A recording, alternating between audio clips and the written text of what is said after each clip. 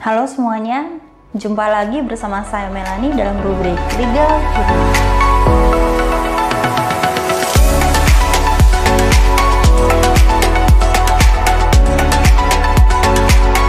Video kali ini saya akan menjelaskan kepada kalian semua cara mengurus izin mendirikan bangunan atau IMB rumah tinggal dan bangunan non rumah tinggal 8 lantai. Biasanya ini untuk kos-kosan begitu. Nah, izin mendirikan bangunan atau IMB diatur di dalam pasal 8 ayat 1 Undang-Undang Nomor 28 Tahun 2002 tentang bangunan gedung. Bunyinya begini. Setiap bangunan gedung harus memenuhi persyaratan administratif yang meliputi 1. Status hak atas tanah dan atau izin pemanfaatan dari pemegang hak atas tanah. 2. Status kepemilikan bangunan gedung, dan yang ketiga adalah izin mendirikan bangunan gedung. Nah, menurut penjelasan dari undang-undang tersebut gitu ya, IMB ini adalah surat bukti dari pemerintah daerah bahwa pemilik bangunan gedung itu dapat mendirikan bangunan sesuai dengan fungsi yang telah ditetapkan dan berdasarkan rencana teknis bangunan gedung yang telah disetujui oleh pemerintah daerah. Yang pertama saya akan menjelaskan mengenai IMB rumah tinggal gitu ya. Untuk pengajuan permohonan IMB rumah tinggal itu diajukan ke loket pelayanan IMB di seksi perizinan bangunan kecamatan setempat. Jadi dokumen dan syarat yang dibutuhkan untuk mengurus IMB tiap daerah ini sebenarnya memiliki aturan yang beda-beda begitu ya. Tapi biasanya perbedaannya tidak terlalu jauh atau tidak terlalu signifikan gitu ya.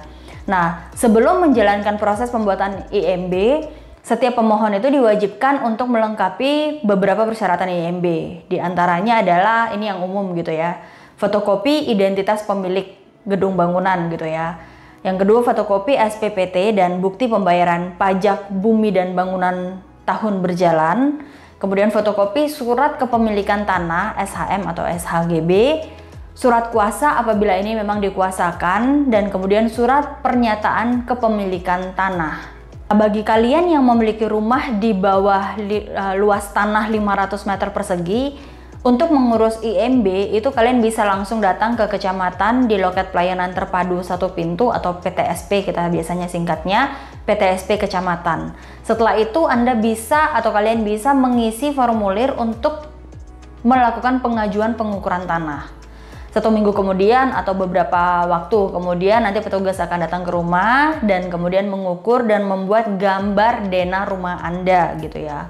Setelah gambar itu jadi, maka kemudian dapat dijadikan blueprint untuk IMB. Nah, setelah gambar denah itu selesai, baru kemudian proses pengajuan IMB bisa dilaksanakan. Jangka waktu atau lama pembuatan IMB ini biasanya beragam gitu ya. Kalau dari peraturan perundang-undangan diaturnya adalah memakan waktu sebanyak 15 hari kerja, tetapi pada kenyataannya biasanya lebih dari 15 hari gitu ya, bisa 1 bulan atau bisa 2 bulan, karena yang mengajukan IMB tidak hanya 1 atau 2 orang gitu ya, jadi memang harus antri seperti itu. Nah, bagaimana dengan proses pembuatan IMB untuk bangunan umum non rumah tinggal yang biasanya 8 lantai gitu ya, atau sampai dengan 8 lantai. Jadi 2 lantai, 3 lantai sampai 8 lantai, tidak lebih dari 8 lantai.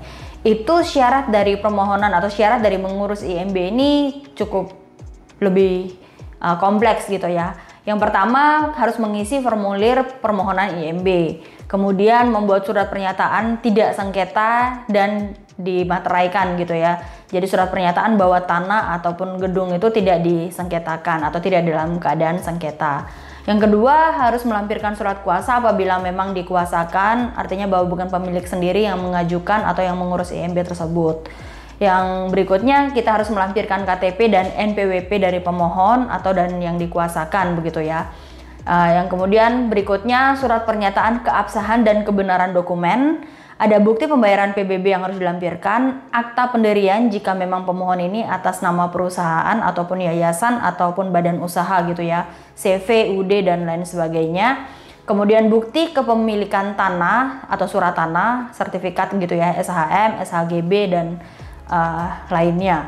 Kemudian ketetapan rencana kota gitu ya, atau KRK gitu ya, atau RTLB gitu. Dan kemudian SIPPT untuk luas tanah lebih dari 5.000 meter persegi.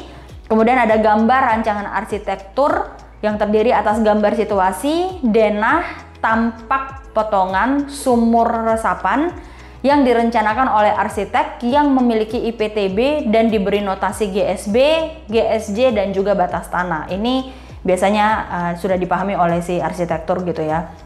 Kemudian ada gambar konstruksi serta perhitungan dan laporan penyelidikan tanah, dan juga gambar instalasi, IPTB atau izin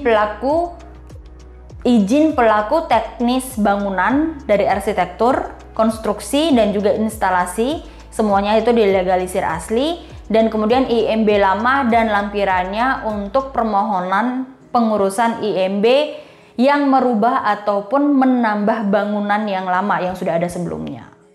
Nah, untuk pengajuannya ini pemohon ataupun kuasanya bisa diarahkan nanti ke loket PTSP Kota Administrasi. Jadi kalau rumah tinggal itu di kecamatan, kalau untuk yang rumah non tinggal sampai dengan 8 lantai itu di kota gitu ya, di PTSP Kota Administrasi.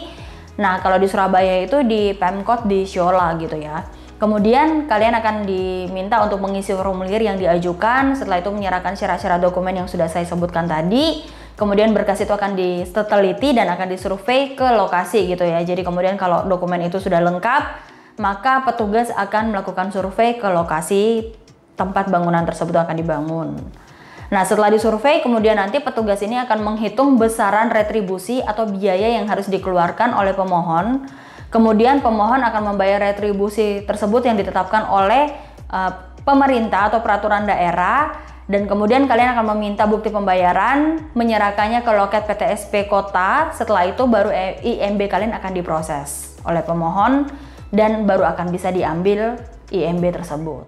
Nah, lama pembuatan IMB itu sendiri lebih lama daripada IMB rumah tinggal gitu ya. Biasanya memakan waktu 25 hari kerja kalau berdasarkan peraturan, tapi biasanya ya memang lebih dari itu gitu ya, sejak dokumen teknis itu disetujui. Nah, jika sudah jadi IMB tersebut bisa langsung diambil di PTSP Kota setempat begitu. Tetapi sangat sebenarnya gini, contohnya kalau Surabaya gitu ya, ada yang mengurusnya jauh lebih cepat dari 25 hari kerja karena pelayan IMB sudah ada di masing-masing kecamatan begitu. Tetapi kalau pelayanan IMB ini memang harus terpadu di satu kota atau tidak terlayani di kecamatan masing-masing, maka itu pasti akan memakan waktu jauh lebih lama gitu ya, dari 25 hari, karena memang yang mengurus IMB non rumah tinggal pun ini sebenarnya cukup banyak gitu ya, terbilangnya cukup banyak dan harus antri gitu ya. Belum petugasnya harus datang survei ke lokasi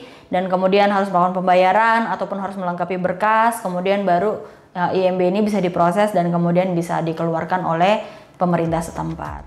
Nah, mengenai biaya dalam pembuatan IMB bangunan non rumah tinggal ini disesuaikan dengan peraturan daerah masing-masing. Jadi pada dasarnya perhitungannya itu berdasarkan luas bangunan dikali dengan indeks bangunan dan dikali harga satuan retribusi gitu ya.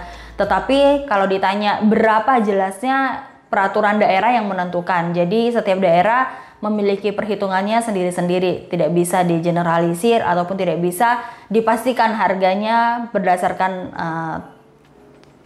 ketentuan yang sudah ada gitu ya, karena semuanya itu memang berdasarkan aturan-aturan daerah yang berlaku. Oke, demikian penjelasan video saya kali ini, semoga bermanfaat bagi kalian semua yang menonton video ini.